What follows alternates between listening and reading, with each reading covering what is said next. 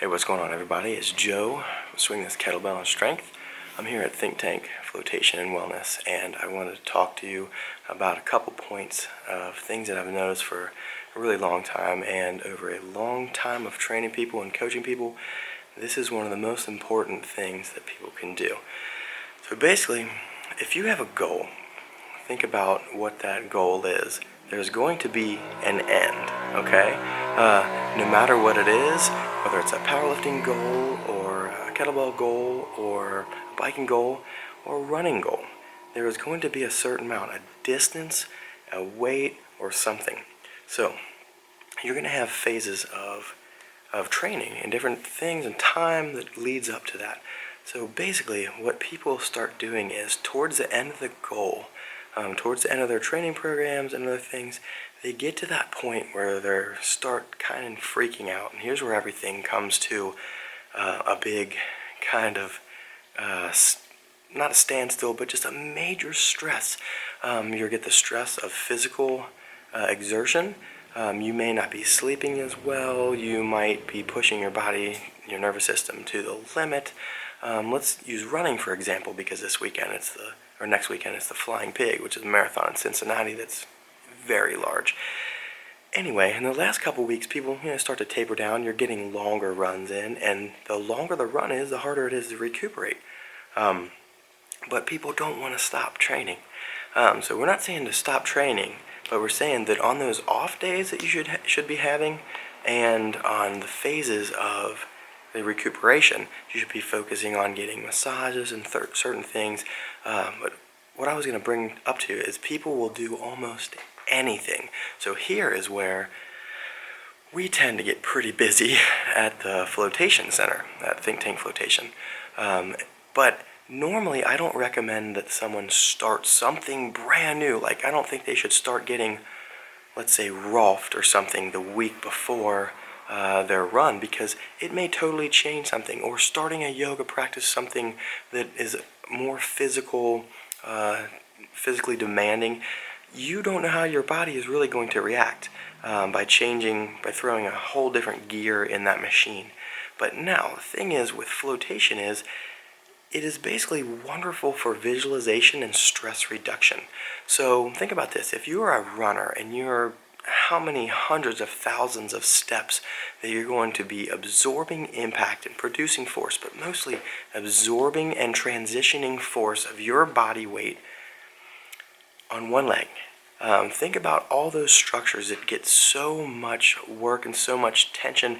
The muscles are absorbing the skeletal impact, so it's not destroying your cartilage in your knees and ligaments, all sorts of stuff. The discs of your body, of your spine. So anyway, why this is wonderful is we are vertically stacked. We are vertically challenged by gravity in almost everything we do, especially running. Running, hiking, climbing, things like that. But basically, let's use running as an example.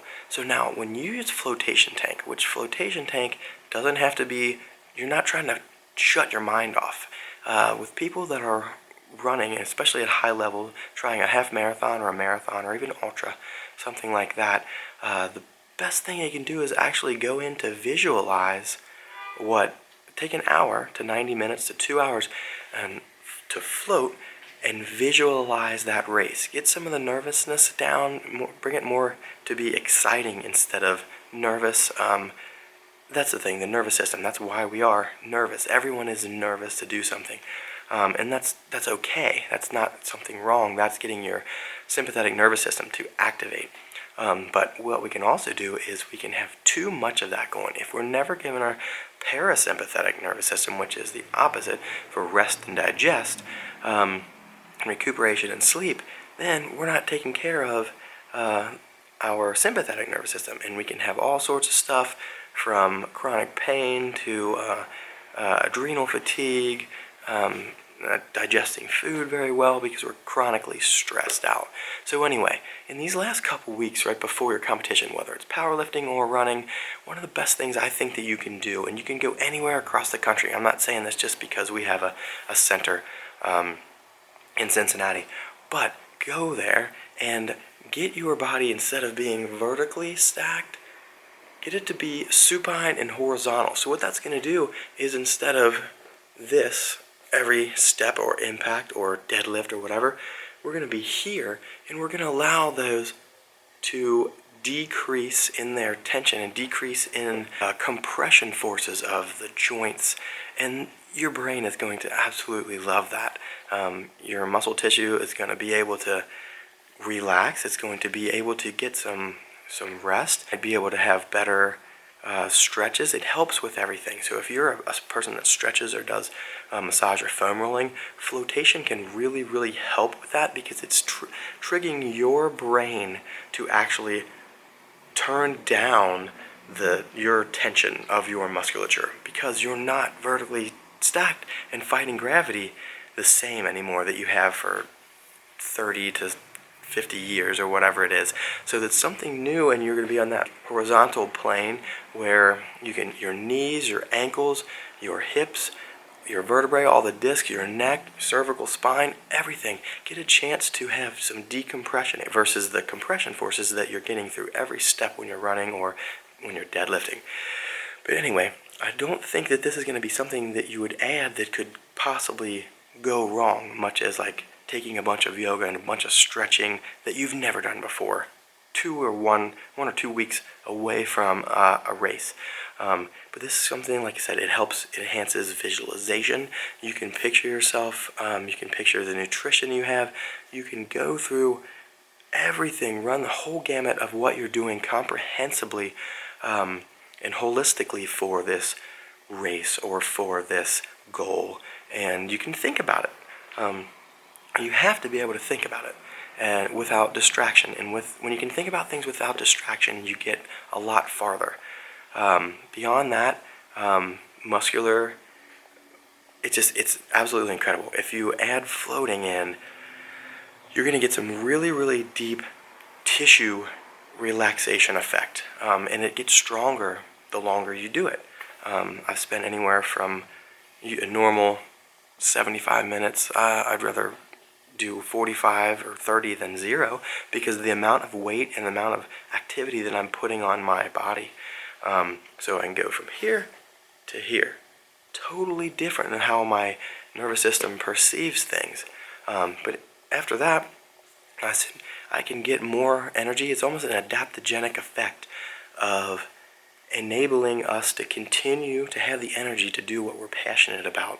Whether you're getting paid, like as a running coach, or walking the walk and talking the talk, or you're doing it as a hobby, it's something to help you focus and clear your mind, or a trail runner or whatever. But anyway, like I said, as competition is very different than training, and we got to be careful that we're not overdoing it. So we can't do it later. So, if you're pushing so much that you can't recuperate from something, and you're not going to be able to enjoy the rest of your life, you might have to reassess, or at least find some things that are going to enable you to continue to do it at the level that you are. So anyway, definitely recommend trying flotation therapy, magnesium flotation tanks, wherever you are, especially for runners. It's just absolutely astounding how much it can help you. There are centers all over the country, all over the world now, that you can get in and test it out, and hopefully you have the right center where someone can describe and help you feel comfortable and confident that what you're doing is going to help benefit you and not them. Alright, so Joe from Swing This Kettlebell on Strength and at Think Tank Flotation. I will talk to you later.